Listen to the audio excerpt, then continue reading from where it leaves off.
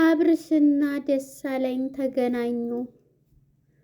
ሁለቱም ተደባደቡ። በጣም ይገርማል።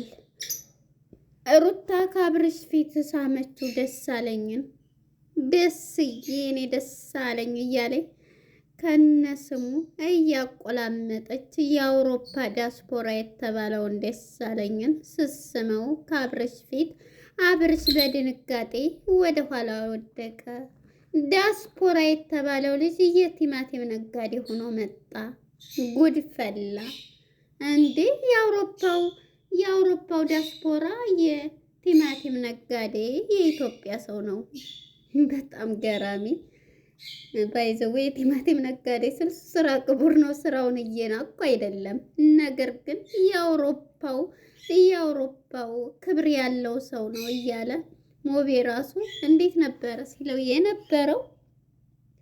እናም እንግዲህ አብርሽዬ ያየውን ማመን አቃተው። ወደ ቤት እንደገባ እንግዲህ ደሳለኝን ከሶፋ ቁጭ ብሎ ለሩታ ስጦታ ይዞላት መጥቶ ነበረ የገባው። ሰላም ጤና ይስጥልን ውድና የተከበራችሁ የቻናል ቤተሰቦች እንኳን ወደ ቻናል በሰላም መጣችሁ። እንግዲህ ዛሬ ፓርትም ባይኖረው ፓርት 1 ፓርት 2 እያልን እኛ የምንስጠው ፓርት ነበር። እነሱ ድራማቸውን እየቀጠሉ ነው። በአዲስ ማለት ነው። አዲሱ ደሳለኝም ተቀላቅሏል ወደ ድራማው ዓለም በሰላም መጥቷል። ከአውሮፓ ወደ ሩታ በሚለው ማለት ነው። እንግዲህ ደሳለኝ ማለት ነው። ደሳለኝ እያለች ከሱ ጋር በምታወራ ሰዓት አብርሽ በሩን ከፍቶ ነበረ። ይዞት የመጣው ፈረንጁና ሞቤል ነበሩ ይዘውት የመጡት። እንግዲህ የሩታን ፍቅረኛ ይዞላት የመጣውም ደግሞ ሞቤልና ፈረንጁ ተመካክረው ነበር። ሩታ ወደ ውጭ በራሷ ፕሮሰስ ጀምራ ትንሽ ይዘገያል በማለት ነበረ። የሱ ግን ባየር ስለሆነ አልቆልሻል፣ ፋይሎችሽን ሁሉ እኔ እየሰጠሁኝ አልቋል። ስለዚህ የምን መቆየት መዘግየት ነው? አውሮፓ ሄደሽ ከዲያስፖራው ከደሳለኝ ጋር መኖር አለብሽ ሲላት ነበር። ሩታም እንግዲህ ይሄንን ካላችሁ እሺ በማለት ያመጣላትን አበባ ጎንበስ ብላ ተቀብለዋለች። ስጦታውን የፍቅር መግለጫ ቀይ አበባ ነበር ይዞላት የመጣው። እንግዲህ አብርሽ ይሄን የሰማው የሆነ ሰው ካንተ ቤት ሂዷል ሲሉት እሳት ለብሶ እሳት ጎርሶ ከቤቱ እየሮጠ መጥቷል። በዚህም የተነሳ ሩታ ገና ስታየው አክት ጀመረ። እንዴት ሳትደውል መጣ? እናም ሩታዬ በድንጋጤ አብርሽን ትቀበለዋለች። አብርሽም ደግሞ ማን ነው በማለት እጁን እያጨበጨበ ገባ። እሷም ሩታ ድንግጥ በማለት ደሳለኝ ይባላል ተዋወቀው ብላ እሷ ሰላም ብላው ስታበቃ እሱም ግን ሰላምታውን በጥፊ ሰጠው እጁን። እንዴ ለምንድን ነው እንደዚህ የምታደርገው? እረፍ እንጂ እያለች ሩታም ከደሳለኝ ፊት ጎን ቆመችለት። ደሳለኝም እንግዲህ አሁን ላይ ተይው በቃ ሩታዬ እያለ በቃ ተው እያለች ልብሱንም ከረባተውንም እያዘጋጀችለት ነበር። አብርሽ በንዴት ውጣ፣ ምንም ነገር ከቤት ውጭ ማድረግም ማምጣትም ትችያለሽ። እቤት ግን ቤቴ እስከሆነ ድረስ ማንም ሰው እዚህ ቤት መጥቶ የፈለገውን ሊያደርግ አይችልም። ልጄን ቁጭ አድርገሽ ቤቱን ለቀሽ መውጣት ትችያለሽ ሲላት ነበር። ቤቱ የራሴ ነው፣ ቤቱ እኔ ነኝ ኪራይ የምከፍለው፣ አንተም ያንተ ቤትም አይደለም። ስለዚህ አንተም ወጥተሃል፣ ኪራዩን የምከፍለው እኔ ነኝ፣ የፈለኩትን ሰው የማምጣት መብት አለኝ ስትል ተናገረች። አብርሽም እንዴት እንድታያለች ቤቱ የራሴ ነውስ ብሎ ሊደባደቡ ሲሰዳደቡ እንግዲህ ሞቤልና ፈረንጁ ባንድ ይመጣሉ። ጭራሽ አንተ ነህ ይዘኸው የመጣኸው። ከሷ ጋርማ መቼና መቼ ተዋውቀው ነው እንዲህ የሚደርሱት? ስለዚህ አንተ ነህ ያመጣኸው በማለት ከሞቤል ጋር ይጣላሉ። የዚህ ጊዜ ሩታም እንግዲህ እረፍ በማለት ከሱ ጋራ ዱላ ቀረሽ ቅብብሎች ቀራቸው። እናም ስለዚህ ሩታም በዚህን ጊዜ ሁለቱንም ነው ውጡ በማለት ጆሯቸውን ጎትቶ በሩን ዘግቶባቸው ነው የምንነጋገረው፣ ከእናንተ ጋር አለኝ አንተም አለህ በማለት ነበረ ፈረንጁን የተቀበለው። አዋለሁ ሲለውና ብሎ ገትቶ ከቤት ያስወጣቸው። ከዛም ሲቆለፍባቸው እነሱም በሩን ሊገነጥሉ ደርሰው ነበር። አንተ ሰላይ ቀጥረህብኝ ነው ሰው ነግሮኝ ነው የመጣሁት። ስመጣ እኮ ሁሌም ስልክ ትደውላለህ፣ ብዙ ነገር ትላለህ። ስለዚህ ልጅህን ማየት ከሆነ ግባና ልጅህን እይና ስመኸው ተጫውተህ መሄድ ትችላለህ። ስለ እኔ ግን የተለያየ ህይወት ስለሆነ ያለ ነው። አንተም የራስህን ላይፍ እየኖርክ ስለሆነ እኔም የራሴን ላይፍ መኖር እችላለሁ በማለት አብርሽን እንደዛ አይነት ቃላት ትናገረዋለች። አብርሽን በትዕግስት ቆሞ ሲያዳምጣት ቁጭ በይ አንተም ቁጭ በል በማለት ደስ አለኝን ሲያስቀምጠው፣ ይኸውልህ ደግሞ ይገርመሃል ቀይ አበባ ይዞልኝ መጣ ስጦታ ደስ አይልም እያለ ስሙም ደስ አለኝ ነው፣ ደስዬ ይባላል የኔ ደስ አለኝ እያለኝ አብርሽን ቅጥል አደረገችው ሩታ። የዚህ ጊዜ አብርሽን በመናደድ ውስጥ እየፈለግሽውን ማድረግም ትችያለሽ፣ ነገር ግን እዚህ ቤት ማድረጋችን ሲላት ባሰባት። ከሱ ጋራት እየተለጣጠፈች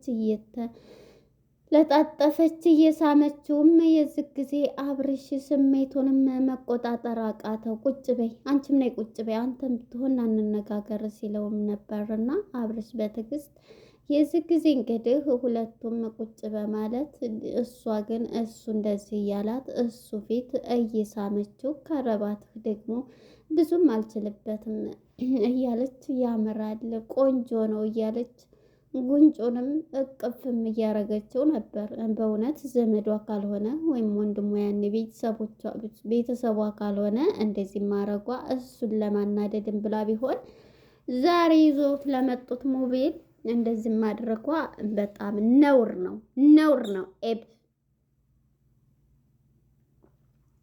እናም እንግዲህ ሩታም ይሄንን ከሱ ጋራ እየተለጣጠፈች ነበር። እንግዲህ ወደ አውሮፓው ዲያስፖራ ስንሄድ የአውሮፓ ዲያስፖራ ሳይሆን አበሻ እንግዲህ ከመሬትም ሰው ሞቶ የእነሱን ነገር በማለት ከመቃብርም ያወጣሉ ማለት ነው።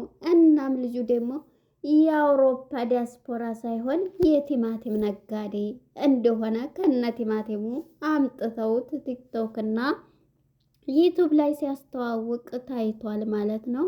እንግዲህ ቲማቲሙን ለጥፈውት እዛው እየተነጋገረ አምጥተውት ነበር ማለት ነው። ባይዘው ስራ ክቡር ነው። ቲማቲሙን እየራቁት ሳይሆን የድራማቸው እንትን ገርሞኝ ነው።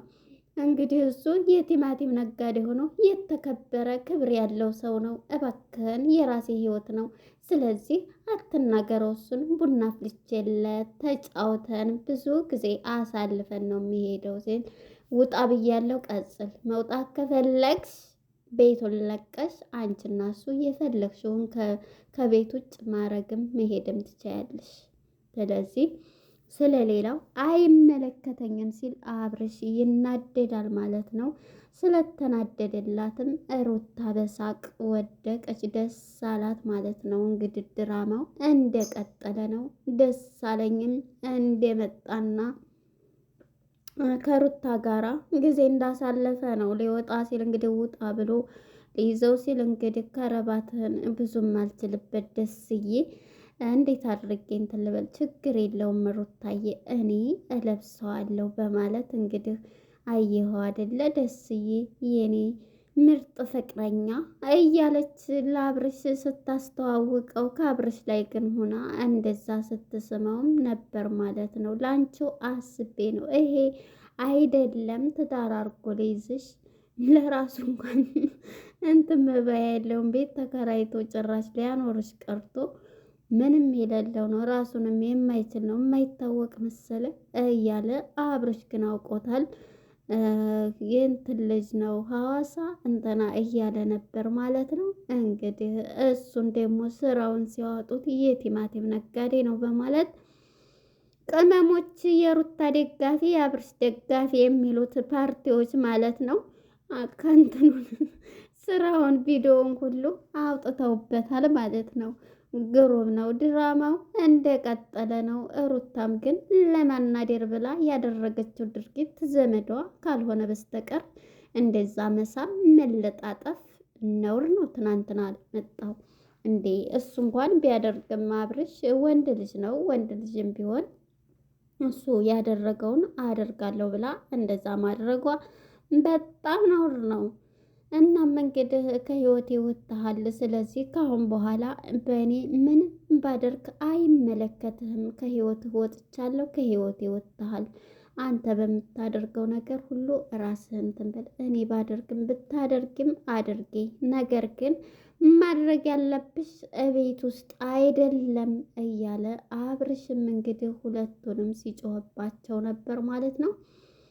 እንግዲህ ሩታም በዚህ አይነት ጓደኛዋን ደስዬን ሌላ ጊዜ በቃ በሰፊው እንጫወታለን ብላ ደስዬ ደህና ሁንልኝ በማለት ከደስዬ ጋራ ተለያይታለች ማለት ነው። እንግዲህ አብርሽም በንዴትና በስሜት ተነስቶ ወደ ቤቱ ልጁንም ሳያየው ቀጥታ ተነስቶ ወጥቶ ሄዷል። ሩታም እየሳቀች ተበቀልኩህ እያለች ቤቱን በሳቅ በአንድ እግሩ አቆመችው ማለት ነው። ድራማቸውን እንደቀጠለ ነው። የዝሙት አስተላለፋቸውም ጉድ ነው የምር። ይሄን ያክል እውነት ለመናገር አእምሮ ሁሉም ድራማ ነው። ነገር ግን አእምሯችን እንዴት ነው ማለት ለድራማም ቢሆን አሁን ሩታ ያደረገችው ነገር በጣም ይደብራል። አኪድ ዘመዷ ሆኖ እንጂ እንደዚህ እንደው ገና ትናንትና ላመጡት እንትና ነሙቤ ላመጡት እንትን እንደዚህ ብላ መሳማ መተቃቀፏ ኤብ ነው። እንግዲህ ዛሬ ለመጣው ላንቺ ህይወት እንትን ብዬ ነው የምነግርሽ እያለ አብርሽ እውነቱን ነው። እሱን ለማናደር ብላ እሱ ፊት እቅፍ ሳም በፊት የፈራቸውን መጠጋጋቱን ሁሉ እሱን ስታይማ አበባውን ሁሉ ይሄው የፍቅር መግለጫ ቀይ አበባ መጣ እያለች አብርሽን ጨጓራውን ላጠችው። ቀዝቃዛ ውሃ አለልህ ሂድና ጠጣ መጀመሪያ ተረጋጋ እያለች ሩታ ጨመረችለት። ያሳቆኝ ሞቢልና ፈረንጅ የሚባለው ልጅ ገፍቶ በር ሲዘጋባቸው በሩን ሊነቅሉ በሩን ሊገነጥሉት ማለት ነው። ሲታገሉት የነበረበት ፓርት ያስቃል። እና ለማንኛውም እነሱ እየሰሩ ያሉት ድራማ ነው።